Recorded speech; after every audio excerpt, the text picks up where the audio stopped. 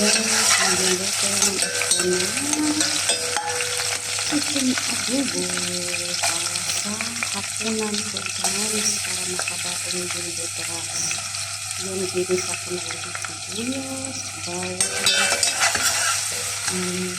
at yun ang manok ko guys, 24 hours ko lang marinate.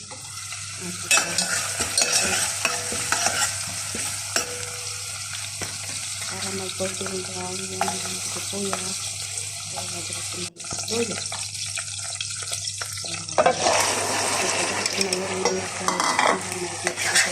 Yung marinate ko din yung suka, paminta, at oyster sauce.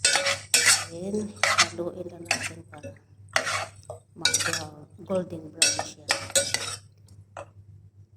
Yan, tagal ko na rin nakakita.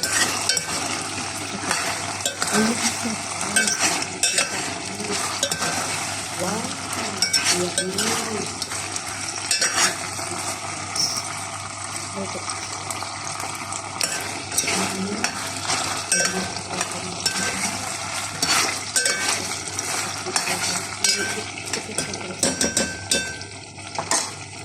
Sa baon para mahugasan ko yung likuran. Yan na. Lipat na. Lipat na natin guys. Ready to eat na. Para makain na din sa hapunan. Yan. Mga dalawang araw ko itong pagkainit.